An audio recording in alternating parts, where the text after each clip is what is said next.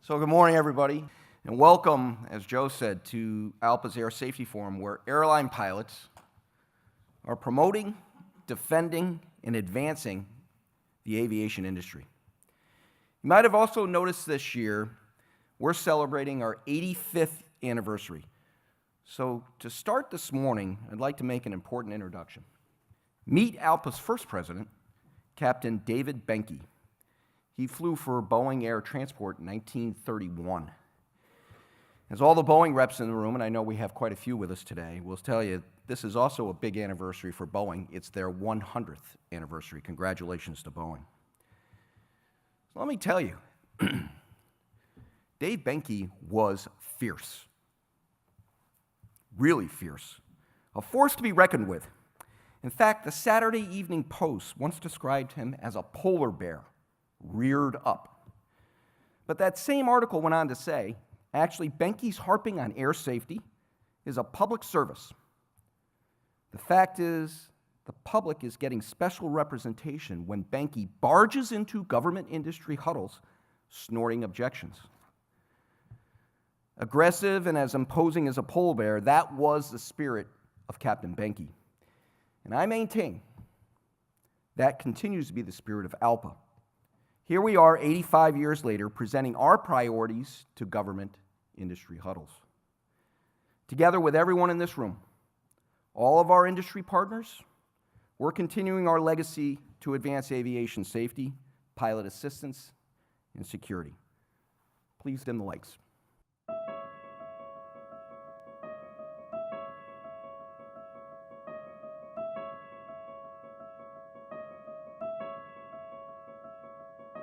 "85 years ago, 24 key men founded the Airline Pilots Association.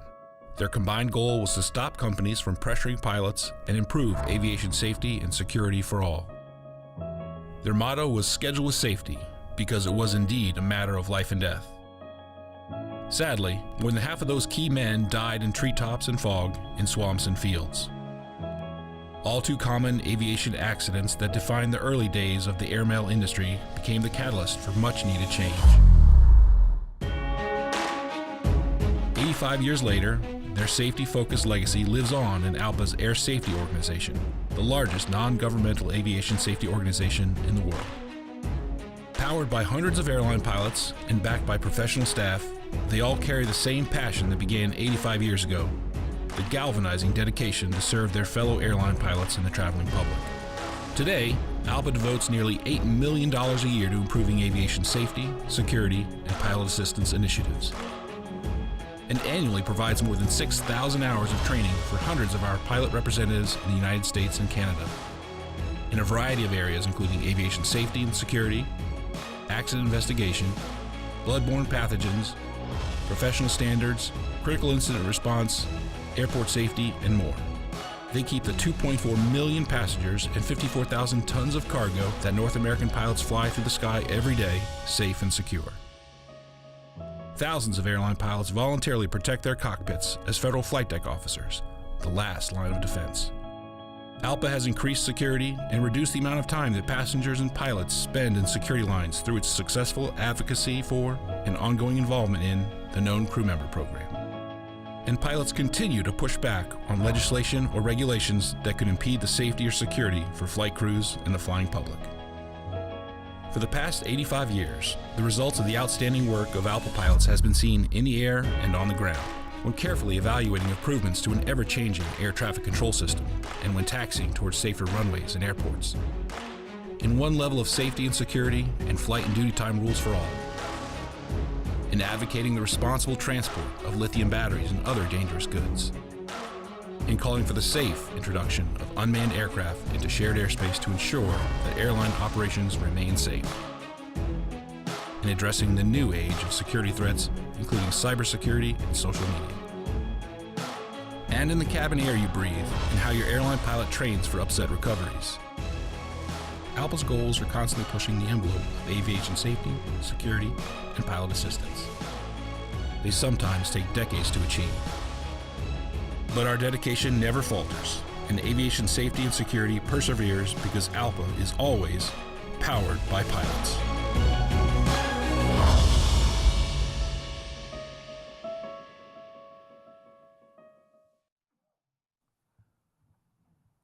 So while we've accomplished much over the past 85 years, including creating the safest mode of transportation on the planet, this morning I want to focus on ALPA's 86th year and illustrate how we intend to promote, we intend to defend, and we intend to advance aviation safety, security, and pilot assistance. So let's start with promote. We promote the safety first concept. We're all familiar with that. When I say safety, though, I'm talking about our founding fathers' approach to safety in the broadest sense of the word. That means taking on issues, any issue, that could adversely impact the successful completion of a flight, period. It's that simple. That involves flight operations, pilot health, well-being, and security. So let's start. Let's take unmanned aircraft systems, for example. This is a rare opportunity in aviation history, where together we can actually act to prevent an accident before it happens. And it's our responsibility to ensure that introducing these aircraft into our national airspace system doesn't degrade the current level of safety. This summer, the FAA announced regulations for the operations of small UAS that contain beneficial safety provisions. For example, they limit operations to line of sight, they limit operations to daylight hours, and they limit operations below 400 feet. However, ALPA would like to see the FAA take stronger stance in ensuring that those who commercially pilot UAS receive ground and flight training. Now let's be clear. All commercial pilots should be held to the same high standard. Further, we're disappointed that the small UAS rules do not apply to hobbyists or recreational users. And truly, that's not the FAA's choice. It's because Congress has directed it so. This must change. Simply put, recreational and hobbyists, UAS pilots, also need comprehensive regulatory framework, not unlike what general aviation pilots have today when they share the airspace with our airliners. As operators of the system, if we're sharing airspace with them, we want UAS to fly under the same rules and standards that we do, with the same capabilities. We need to know that they'll react to a situation the same way we do. We want a good idea of how they'll operate. If they're issued an air traffic control instruction, we need to know that the aircraft and the pilot operating the aircraft will respond in the same way we do. We want to see them on our traffic displays, just like any other commercial aircraft operating in controlled airspace. And we need them to have compatible technology, like collision avoidance. Okay, so we're not blind. We know these are significant asks of the industry. And while we are strong supporters of the deployment of this technology, we simply cannot shortchange the safety of the system. We've come too far, too many advances over too many years of work to get to where we are today. We've only got one shot to do this right, and we need to make sure that it is done right. So, to be clear, no matter what you call these aircraft, they're all aircraft. You can call them UAS, UAVs, RPAs, RPVs, drones. ALPA fully intends to remain engaged in the policy debates, rulemaking activities, and standards development. Like Dave Benke, we will continue to take our message to the decision makers and push for safety first. We will keep pressing for our four-pronged approach to safe integration of UAS: education, registration, technology, and, of course, enforcement. So avoiding an accident with UAS is one really important goal. But avoiding accidents in other areas is important as well. And we need to raise public awareness about the carriage of lithium batteries on airliners. Both lithium metal and lithium ion batteries are now prohibited as cargo on passenger aircraft. Prohibited completely as cargo on passenger aircraft. There's probably a really good reason for that. While we've made tremendous progress in this area, these batteries can still be carried as cargo on cargo aircraft, and that's without a standard in place for packaging. Doesn't make a lot of sense. We know there have been accidents that should demand government and industry action. UPS 1307 in Philadelphia, whole loss. UPS 6 in Dubai, pilots killed, whole loss. Asiana 991 in the Korean Straits, pilots killed, whole loss. Action must be taken. So we intend to double down on our efforts to develop packaging standards that will protect against the propagation of a fire or smoke event should the battery or a cell within the battery fail. We've been promoting for a long time the need for one level of safety and security in North America's aviation system. And we recently reached a major milestone in Canada that I am personally very proud of, and proud of the Canada Board for their efforts in this milestone. As flight and duty time regulations have advanced after 5 long years of inaction. Thanks to the new government and the efforts of the Canada Board and their conversations with the new government, and placing the importance of these science-based rules right up front within the Canadian government, our Canadian pilots will soon be covered. There are some problems. We do disagree with the time frame on the implementation. The time frame for commuter airlines and air taxis is way too long. But we do applaud the Canadian government for taking this significant step. At the same time, we continue to promote the need for similar regulations in the United States for cargo pilots. We must push for science-based flight time and duty time rules for all cargo operations. I've said this before, but it can't be said enough. A pilot is a pilot. Fatigue is fatigue. It does not matter whether you're carrying cargo or passengers. So we promote risk-based security initiatives. We're pleased with the progress of the known crew member program. We have 66 participating airports, 151 access points, and 54 airlines participating. Really good news. The next step, of course, though, is the inclusion of our Canadian members in the system. And we're continuing work on this, and Jazz is going to be our first up in that one. Very proud of what progress we're making there. We applaud the TSA for the continued support of the Federal Flight Deck Officer program and look forward to working with Administrator Neffinger, who will be here tomorrow in tomorrow's program. In the area of pilot assistance, we promote the importance of pilot fitness.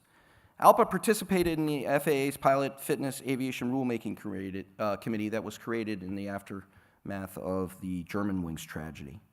As a member of the ARC, we constantly promoted our ALPA's pilot assistance programs that provide help to pilots experiencing emotional distress, emotional problems. Increased psychological testing and screening of pilots, that's not the answer to this problem. An example of being powered by pilots, our pilot assistance representatives have created robust programs that allow pilots to get the help they need when they need it. Our programs are truly world-renowned, many providing the template for achieving the highest possible standards for pilot health. We have decades of experience, much of it in this room, in developing and advancing proactive measures for pilots to access confidential assistance. Our work within the ARC will further ensure that we remain the benchmark in this area of pilot assistance. All right, so next, we defend. We stand as the last line of defense. Many of us know this. We stand as the last line of defense in airliners because terrorists continue to target our industry. Recent airport bombings around the world continue to remind us that we must remain vigilant. Our security representatives have been extremely active in addressing these types of concerns in training and education with IED drills and videos. The recent FAA reauthorization extension addressed aviation security as well. The bill contained provisions that ordered the TSA to train teams preparing for and responding to active shooter events at our airports. It required comprehensive security assessment for all overseas airports serving the United States, and it authorized resources and cargo program certification for overseas airports to bolster security standards for flights headed to the U.S. from high-risk airports. We see these provisions as a step towards risk-based security initiatives that we've advocated for over the years. But one area that is long overdue is the deployment of secondary barriers. So we have friends on Capitol Hill who are supporting this extra layer of security. But we need more friends on Capitol Hill if we're going to make this a law. And while not directly related to safety and security, we must also defend our entire industry against flag of convenience schemes like Norwegian Air International. This shell of an airline wants to gut the very core of the labor laws that were negotiated into the United States trade agreements. We all know that if the Department of Transportation grants NAI its certificate to fly to the United States, it will enable other airlines, other flag of convenience airlines, to serve the United States, leading to the decimation of our industry, not unlike what we saw in the maritime industry. And if that happens, we will no longer be leaders in aviation, because we won't have an aviation industry in this country anymore. But as long as we're here, I want to be clear, we will take our rightful leadership role on this issue and all other issues that affect the industry. So the last point is we will advance. One of our legislative battles this year was the Faa Reauthorization Bill.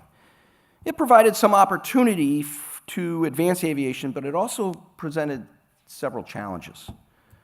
For example, some in the industry stakeholders wanted to roll back pilot training and qualification requirements, claiming there was a pilot shortage requiring those rollbacks. Luckily, and through a lot of hard work, others realized the importance of upholding this critical safety regulation. In the end, those in favor of safety prevailed.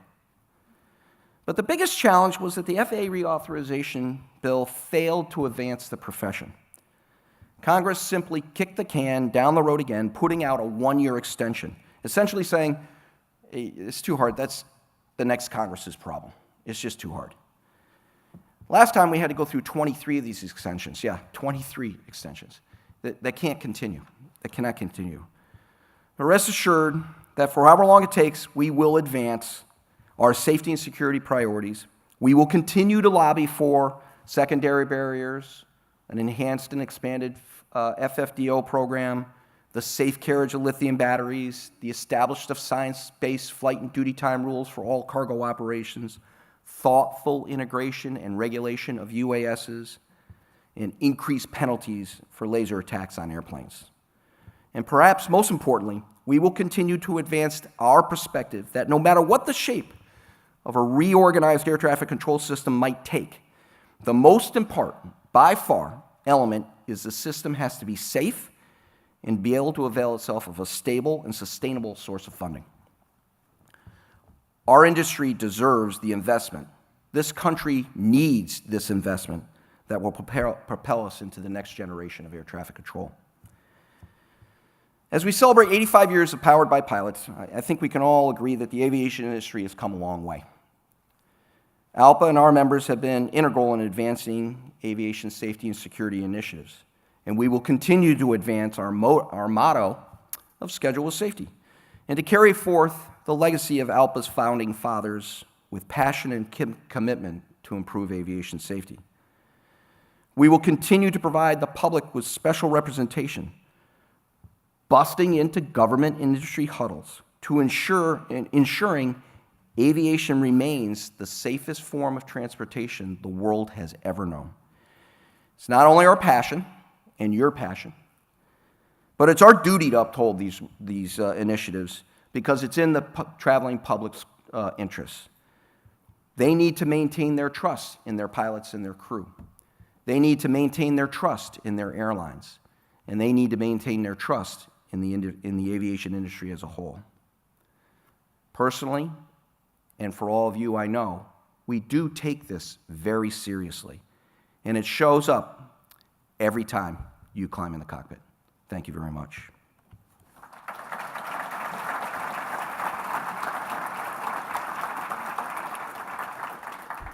So a moment ago, I spoke of the air traffic control system, Paul, and thanks for wearing a gray suit. I really appreciate that.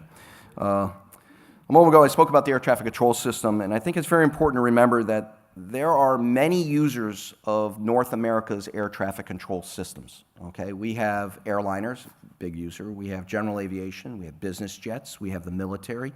We have UAS, many users. But there are only two operators, and don't let anyone tell you otherwise. There are only two people who operate that system, and that's the pilot and the controller. So our first keynote speaker of the forum probably, for most of you, needs no introduction.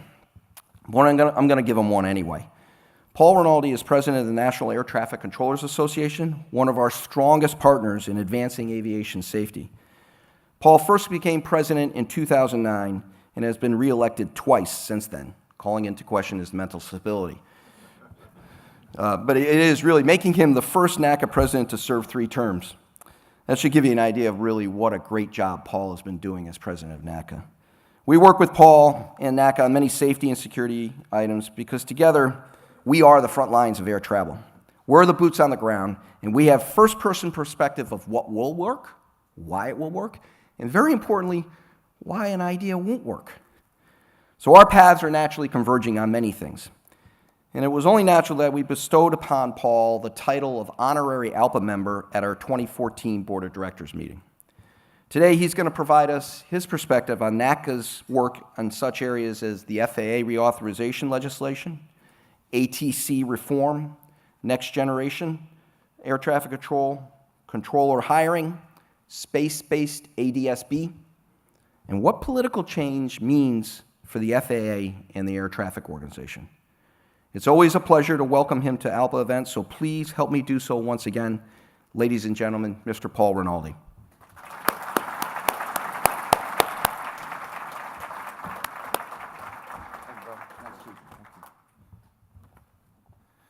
I was going to wear my pilot blue suit, but I thought that would be a cliche. So I wore gray, and it's gray day, so that's great. Tim, thank you for that introduction, and good morning, brothers and sisters of ALPA and invited guests. Tim and Joe and all the brothers and sisters of ALPA, we are thankful to have a collaboration and friendship with ALPA on all aviation things and all labor things. Together, NACA and ALPA has continued to accomplish amazing things every day in the National Airspace System. We run the largest, most efficient, safest, most diverse airspace system in the world. We truly have a great partnership. And Tim and I work very closely together, and we have a strong friendship, and we're allies on the Next Gen Advisory Committee and the AFL-CIO Executive Council. As you can imagine, putting safety first, we're kind of different than the average labor leader on that council. And often we just look at each other and we don't even have to say anything, it's just the eye contact and we just smile. But that's okay. And we will continue to work collaboratively through all the challenges of the national airspace system we face today and for the future. See, our air traffic control system choreographs roughly 7,000 aircraft in the U.S. skies at any given moment, the most complex airspace in the world. And rarely a thought in the minds of millions of travelers who rely on that system day in and day out. I'm one of them, and I thank the professionalism of the pilots.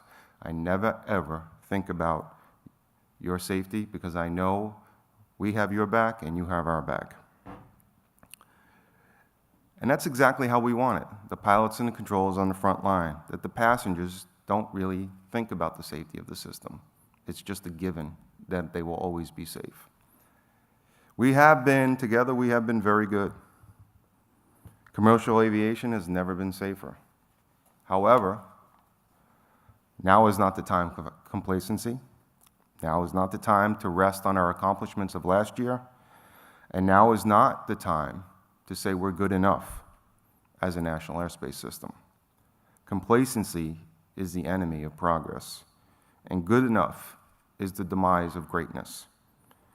And the status quo, how we sit today, is completely unacceptable moving forward in the future. We have so many challenges ahead of us with no easy solutions. Captain Canoll's just mentioned a bunch of them with UAVs and training and pilots. And together, we have to figure out to navigate a path forward to ensure that we never, ever break the integrity of the safety of the system. Last year, we moved nearly 900 million passengers on commercial flights in 2015. That's up 5% from 2014, which was about 850 million passengers. We are projected to move 1.2 billion passengers by 2034. Both Boeing and Airbus are expecting to double the number of aircraft in the system by 2034. And that's not including what we expect to see with UAVs and the expansion of the commercial space program. Capacity is growing. We will roll up our sleeves and keep up with the growth. because that's what we have to do, both pilots and controllers. But what will give first as capacity grows? Will it be the staffing of the air traffic controllers and the pilots, the FAA's antiquated equipment, their aging infrastructure? 20 of our en route centers across the country are over 50 years old, with no funding and no plan to replace any of them. The FAA's outdated procedures, will they hold up? What will our sectors look like when we choreograph 9,000 flights at any given moment? What kind of pressure are the controllers going to be under, resulting in pressure in the cockpit? How saturated will the sectors be? What equipment will we rely on to keep the sky safe? Think about it. It's not for today, but if we just see the trend in growth, and we want to see aviation grow in this country, we must be prepared. A couple examples. After a multi-billion-dollar platform upgrade of ERAM in our en route centers across the country, we still have to do 2.4 million manual handoffs a year with our brothers and sisters to the north in Canada. Manual handoffs, for those that don't know, in essence are a phone call where we get on the line, the controller in Canada picks up the line, we identify the airplane, say where they are, and give over control. Automation should do that. It's very time-consuming and very distracting. Our brothers and sisters to the north have the technology, they're just waiting on us. We're trying to do it, but funding stands in the way. Currently, in this United States, we run around our tower cabs with paper strips. Every flight plan has a paper strip. That clearance delivery marks when you have the ATIS and gives you the clearance, and then they hand it over to ground control, and ground control stacks you up, and when you're ready to taxi, and moves this paper strip throughout the tower cab, and then it's handed over to the local control when they give you the runway, and then you take off, and it's either sent down a tube or another phone call is made to the radar controller that you're airborne. We're the only country in the world that does this, only civilized country in the world that does this.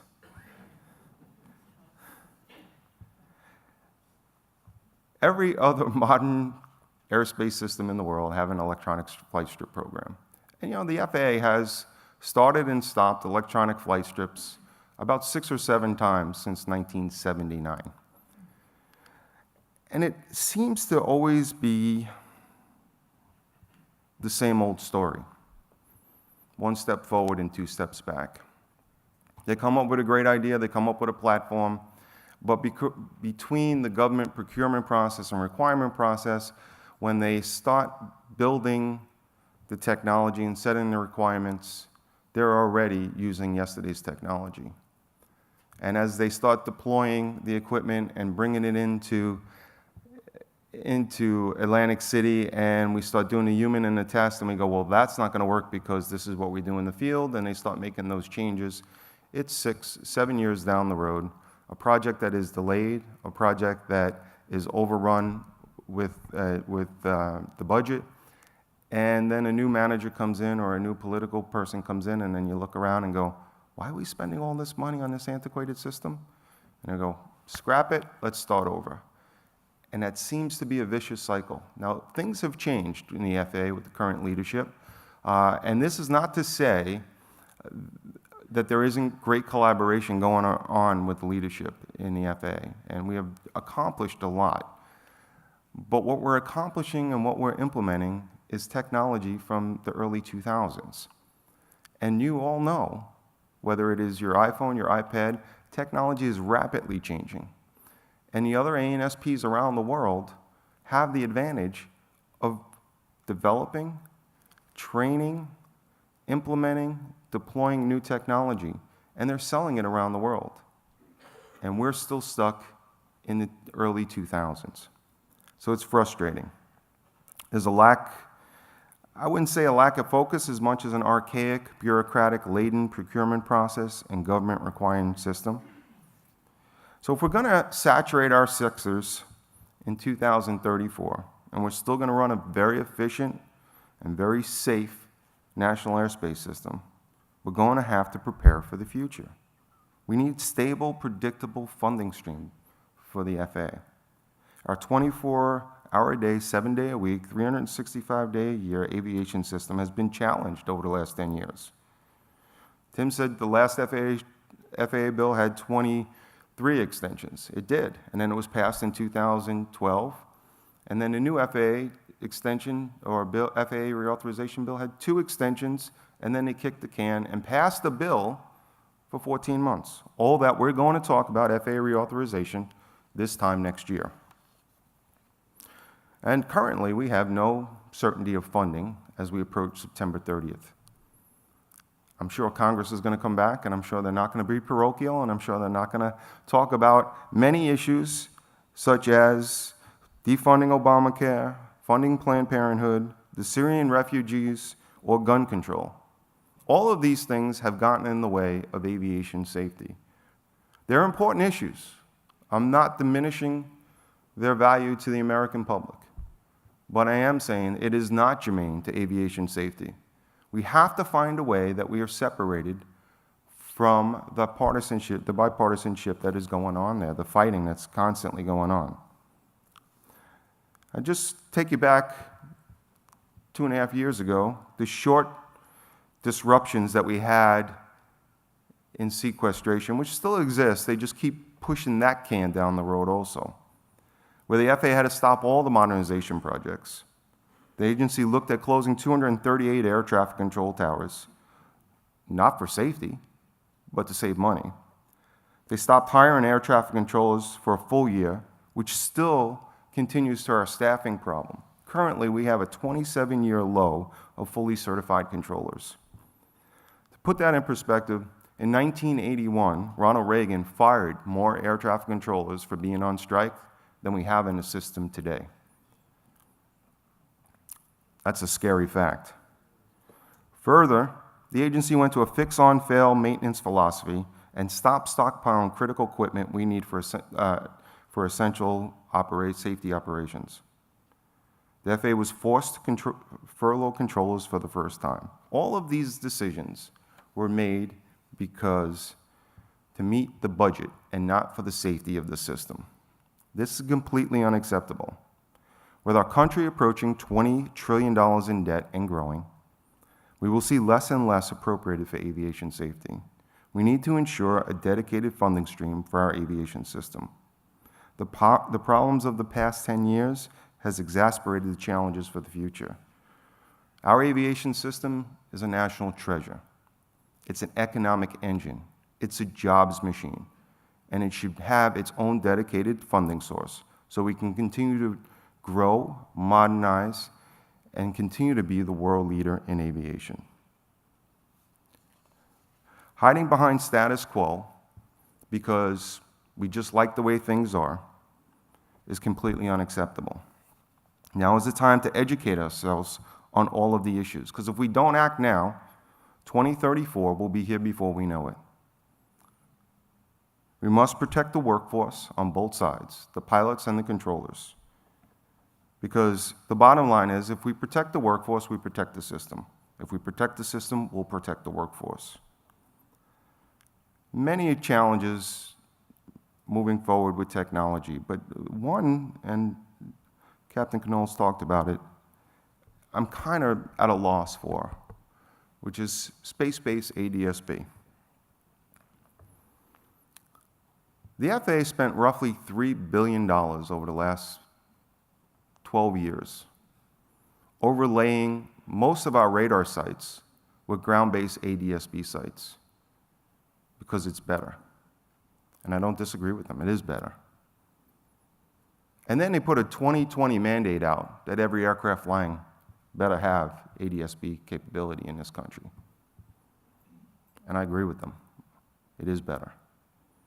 But then when it comes to space-based Adsb, and we could actually have surveillance over the oceans where we don't today, and we could actually give the pilots the ability to vector around pretty turbulent weather that's out in the oceans, and we can actually have real-time communications and real-time surveillance as opposed to tracking and delayed communications. We're saying we're good enough. I don't get it. But when you look inside the FAA, their budget is so tight, they can't really find money to spend on this. And it's kind of mind-boggling if we're going to continue to be the world leader. As you know, in the United States, we work a pretty good chunk of the Pacific Ocean, some of the Atlantic Ocean, the Caribbean, and the Gulf of Mexico. That's airspace where controllers and pilots are communicating with pretty good technology for today. But if growth is really going to happen, especially in the Asian Pacific market as they are projecting, we need the best technology that's out there. And we need to continue to adopt with changes. And that's why the FAA, one, needs stable, predictable funding, and two, needs some type of reform so that we can be more dynamic to make these decisions and not get stuck in an institutional bureaucratic process. If we do nothing, we could all be at risk of losing airspace to countries that see the value in this technology. If we do nothing, we could all be at risk as not being the world leader in aviation.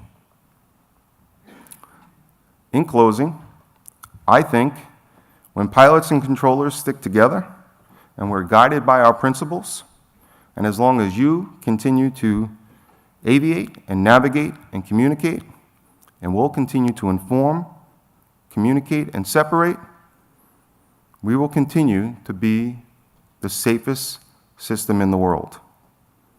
If we get away from our principles and our understandings, we are in jeopardy of jeopardizing safety and the efficiency of this system. Again, I thank ALPA brothers and sisters for what you do and what you stand for every day, and it truly is comforting to have friends in Washington, D.C. Thank you for your time.